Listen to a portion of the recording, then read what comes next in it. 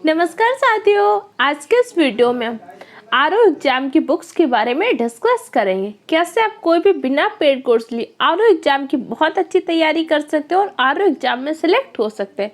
मैंने कौन कौन सी बुक्स पढ़ी थी, आपको कौन कौन सी बुक पढ़नी है, किन ऑथेंटिक सोर्स को पढ़ना है, कैसे तैयारी करनी है, सब कुछ इस वीडियो में डिस्कस करेंगे। वीडियो को पूरा एंड तक देखिएगा जिससे आपके सारे डाउट क्लियर हो जाए। फिर भी कुछ कन्फ्यूजन रहता है तो कमेंट सेक्शन में पूछ सकते हो। और अगर आप चैनल में नए हैं, RO exam, UPSC exam, prelims, इन सब एग्जाम के बारे में जानकारी चाहते हैं तो चैनल को सब्सक्राइब कर लीजिए और बेल आइकन को प्रेस कर लीजिए।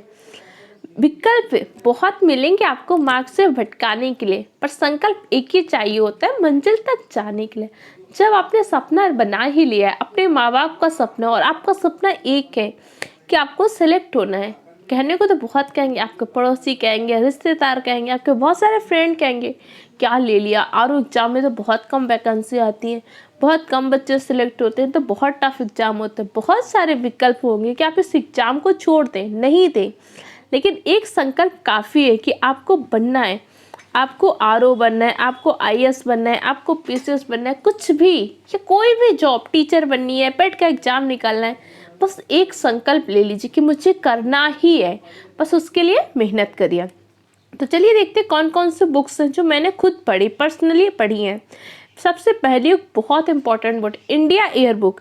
इंडिया ईयर बुक से 20 से 25 नंबर के क्वेश्चन फंस जाते हैं डायरेक्ट इनडायरेक्ट रूप से। इंडिया ईयर बुक क्या होती है? भारत सरकार द्वारा प्रकाशित होती है। इंडिया ईयर बुक को आपको बहुत अच्छे तरीके से पढ़ना होता है। जैसे अभी हाल ही में क्या हुआ, इंडिया ईयर बुक के अंदर एक आज़ादी के अमृत महोत्सव के बारे में काफ़ी डिटेल में जानकारी दी गई। अमृत महोत्सव क्यों मना रहे हैं? 75वीं वर्षगांठ। अब आज़ादी की 75वीं वर्षगांठ मना रहे तो हमें स्वतंत्रता संग्राम के बारे में पूरा पता है, कौन कौन से नेता थे, गांधी जी का क्या योगदान रहा, जवाहरलाल नेहरू ने क्या किया, और प्रमुख महिलाएं थी, सरोजिनी नायडू का, एनी बेसेंट का, और आपकी मालती सिंह का, रेणुका चौधरी, ऐसे बहुत सारी महिलाएं हैं ना, इन सब का क्या योगदान रहा। इसके बाद फिर क्या हो सकता है कि स्वतंत्रता संग्राम हो गया तो हमारा संविधान बना, तो फिर संविधान से रिलेटेड कुछ अनुच्छेद। और अभी हाल ही में जैसे केरल का मोपला विद्रोह के 100 वर्ष पूरे हुए, तो केरल के मोपला विद्रोह के बारे में आपको पता होना चाहिए। अब केरल शब्द आया तो आपको क्या होना चाहिए? केरल के बारे में कुछ बेसिक जानकारी होनी चाहिए। केरल का शास्त्रीय नृत्य क्या है, केरल में किन चीज़ों को जीआई टैग मिला है, केरल में कौन से मंदिर है, केरल में कौन से डैम है। इस तरीके से पढ़ाई करनी है। इस तरीके से अगर आप इंडिया ईयर बुक को अच्छे से पढ़ लेंगे तो 20 से 25 क्वेश्चन तो आपको इंडिया ईयर बुक से मिल जाएंगे। नेक्स्ट बुक आपकी कौन सी होती है? नेक्स्ट बुक है आपकी प्रीलिम्स प्रैक्टिस सीरीज। मेरे पास तो एक्चुअली में क्या था, दृष्टि की जीएस की जो 6 प्रीलिम्स प्रैक्टिस सीरीज आती हैं यही थी। मैंने तो सिर्फ इन्हीं प्रीलिम्स प्रैक्टिस सीरीज को लगाया है।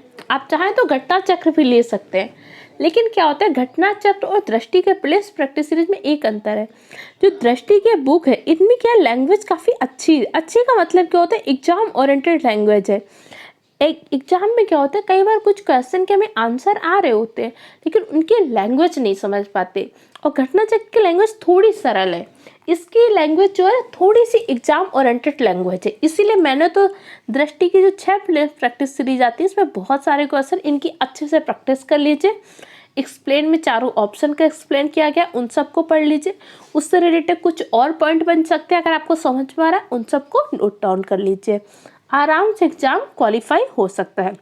इसके साथ ही अगर आप चाहें तो इसका घटना चक्र का पूर्वावलोकन आता है, बहुत अच्छा है। मैंने साइंस के लिए घटना चक्र का पूर्वावलोकन पढ़ा था। इसके साथ ही हिस्ट्री तो मैंने जीएस की वही दृष्टि की प्रीलिम्स प्रैक्टिस सीरीज लगाई थी, पॉलिटी के लिए भी वही किया था, मतलब उसकी सारी प्रैक्टिस सीरीज लगाई थी। इसके साथ ही मैंने ईवीएस सेक्शन के लिए मैंने कुछ नहीं पढ़ा था। ईवीएस के लिए मैंने कोई बुक नहीं ली थी, मैं रियल बता रही हूँ, मैंने कोई ईवीएस की बुक नहीं ली थी। ईवीएस में करंट से रिलेटेड जो मुद्दे थे उसी को थोड़ा डिटेल से पढ़ लिया था। जैसे पर्यावरण के क्षेत्र में दिए जाने वाले कुछ अवार्ड थे, जैसे अभी क्या हुआ था, कुछ टाइम पहले अर्थशॉट अवार्ड मिला, और बहुत से अवार्ड मिले थे, कृतिकरण को मिला, विद्युत मोहन को मिला, नुगनु फॉर्म को मिला, विटली अवार्ड मिले। प्रमुख राष्ट्रीय उद्यान कहाँ पे, कौन सा राष्ट्रीय उद्यान, किसको नाम चेंज किया गया, इस तरह से जो करंट से मुद्दे थे इन्हीं सबको पढ़ लिया। इसके लिए आराम से आप जो पत्रिका आती है आपकी मैगजीन, करंट अफेयर की, जो भी आप मैगजीन को फॉलो करते हो उसको पढ़ लीजिए, उससे रिलेटेड कुछ इन्फॉर्मेशन, बहुत सारी चीज़ें गूगल में होती है, उसको सर्च कर लीजिए। मैंने ईवीएस के लिए कोई बुक नहीं ली थी। अगर आपको लगता है तो कोई भी आप बुक ले सकते हैं। स्पीडी की बुक आती है, इसके साथ ही आपकी वाणी पब्लिकेशन की ईवीएस की आती है, या फिर आपको एनसीईआरटी भी पढ़ सकते हैं, जो आपको ठीक लगे आप देख लीजिएगा। वैसे मैं अपना पर्सनली बता रही हूँ, मैंने ईवीएस की कोई बुक नहीं ली थी। ठीक है, अब हमने हिंदी के लिए एक्चुअली मेरे पास क्या था, सीसेट की बुक थी आदित्य प्रकाशन की, तो मैंने इसी से पढ़ा था। आप चाहें तो एक आदित्य प्रकाशन की एक हिंदी की नॉर्मल हिंदी भी आती, उसको ले सकते हैं, या फिर चाहे इसको ले लें। इसके साथ ही मेरे पास क्या था, हिंदी की पीडीएफ थी। हिंदी मेरे पास हरदेव बहारियो वासुदेव नंदन खत्री की कुछ पीडीएफ थी, और मेरे पास मेरी पेड पीडीएफ भी थी, तो मैंने पेड पीडीएफ से पढ़ा था। इसके अलावा जैसे हरदेव बहारी वासुदेव नंदन खत्री की बुक्स, इनसे क्या होता है, जैसे पर्यायवाची, विलोम, ये सारे कुछ टॉपिक है, ये उनसे फंस ही जाते हैं, तो आप उन सब से पढ़ लीजिए। अगर आपके पास पीडीएफ नहीं हो, या आपको अगर बुक लेनी हो तो लीजिए। हरदेव बहारी और वासुदेव नंदन खत्री से सिर्फ समझिए पर्यायवाची, विलोम, वाक्य में जो शुद्धि होती है त्रुटि वाले, ये कुछ ऐसे टॉपिक हैं। पर्यायवाची, विलोम, समानार्थी, शब्द के बारे में, कौन कौन से शब्द शुद्ध है अशुद्ध, कुछ टॉपिक हैं जो उससे फंस जाते हैं। बाकी के लिए आपकी आदित्य प्रकाशन की बुक बेस्ट है। अगर आप चाहें तो कमेंट करके बता दीजिएगा, मैं कुछ टॉपिक की पीडीएफ आपको टेलीग्राम में डाल दूंगी। बाकी आप आदित्य प्रकाशन के सामान हिंदी ले लीजिए, या फिर ये सीसेट वाली, क्योंकि मेरे पास तो यही थी, मैंने इसी लिया। इसमें क्या मेन स्केल भी ओरिएंटेड क्वेश्चन है, तो कई बार लेवल को थोड़ा हार्ड करता है, तो मेंस लेवल से क्वेश्चन पूछ लेता है, इसलिए मेरे पास ये बुक थी, मैंने इसी से पढ़ा था। और मेरे पास पेड की पीडीएफ भी थी, तो मैंने उन सारी चीज़ों को पढ़ा था। क्लियर हो गया। इसके अलावा एक आती है समीक्षा अधिकारी, सहायक समीक्षा अधिकारी की पूर्वावलोकन। ये समीक्षा अधिकारी और सहायक समीक्षा आरओ के लिए ही डिसाइडेड है, बिल्कुल मतलब उसी को डिजाइन करके बनाया गया। इसके लिए लास्ट टाइम में, लास्ट के 15 से 20 दिन में मैंने इसकी अच्छे से प्रैक्टिस की थी।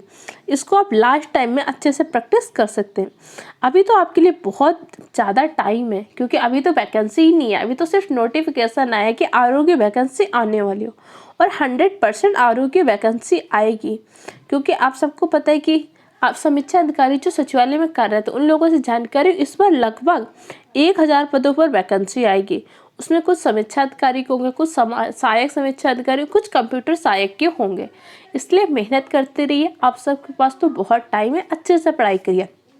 इसके साथ में एक गलती नहीं करनी जो मुझसे हुई थी, प्री के साथ में मैंने मेंस की तैयारी नहीं की, और मेंस के टाइम में क्या होता है, बहुत ज़्यादा टाइम मिलता नहीं, ये गलती हो जाती है। तो हमेशा प्री और मेंस की तैयारी एक साथ करिए। अभी अगर आप प्री के लिए 4 से 5 घंटे का टाइम दे रहे हैं, तो 1 घंटे में कम से कम एसे जरूर लिखिए और 1 लेटर जरूर लिखिए। अगर ज़्यादा टाइम नहीं दे पा रहे तो एसे, एक दिन एसे लिख लीजिए, एक दिन लेटर लिख लीजिए, एक दिन एसे, एक दिन लेटर, उसकी पढ़ाई जरूर करिए।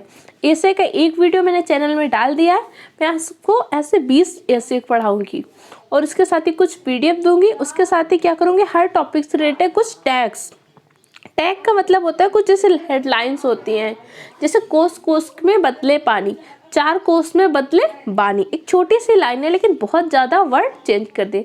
ऐसे बहुत सारी लाइनें भी, जैसे आपका एग्जाम को नोटिफिकेशन आएगा सारी चीज़ें देती जाऊंगी। ठीक है, उसके साथ ही आप पेट में मेहनत करिए, क्योंकि कुछ जानकारियों के अनुसार कहा जा रहा है कि हो सकता है कि जैसे क्या हो, आरओ एग्जाम का जो प्रीलिम्स एग्जाम है उसको पेट से ही भर दें, क्योंकि अभी तक जो मंडी परिषद में भर्ती होती थी, अभी तक उसकी अलग भर्ती निकलती थी, लेकिन अभी इन्होंने क्या किया था, मंडी परिषद के लिए पेट को ही नंबर को क्वालिफाई के आधार पर कर लिया था, पेट से ही कट ऑफ बना ली। तो हो सकता है अगर गवर्नमेंट ऐसा करते, वैसे अभी बहुत कम चांसेस हैं ऐसा करने की, लेकिन बाई चांस ऐसा कर दे तो इसके लिए आरओ के लिए बहुत अच्छी कट ऑफ जानी चाहिए। इसलिए पेट के लिए भी मेहनत करते रहिए। और बाकी बहुत छोटी छोटी चीज़ों के लिए आप मेरा टेलीग्राम चैनल ज्वाइन कर लीजिए, क्योंकि देखिए इतना टाइम नहीं है मेरे पास कि मैं हर चीज़ का वीडियो बना सकूं, और यूट्यूब मेरे लिए कोई इनकम का सोर्स तो है ना, पहले था ना अभी है। सिर्फ ये कि थोड़ा सा आप लोगों को गाइडेंस मिल जाए, कैसे मैं अपने पेड कोर्स में किस तरीके से बताई जाती है, क्या पढ़ाया जा रहा है, कुछ चीज़ों का आपको गाइडेंस दे दूँ। इसलिए बस पढ़ाई करते रहिए, मेहनत करते रहिए, और टेलीग्राम चैनल को ज्वाइन कर सकते हैं। जैसे उसमें कुछ करंट से रिलेटेड कुछ मुद्दे होते हैं, या आपने मैं नोट्स की कुछ फ़ोटो खींच के उसमें डाल देती हूँ, जो आपके एग्जाम के लिए हेल्पफुल होता है। तो सारी चीज़ों को अच्छे से पढ़िए, मेहनत करिए, कोई भी कन्फ्यूजन हो तो कमेंट सेक्शन में पूछ सकते हैं। Okay, thank you.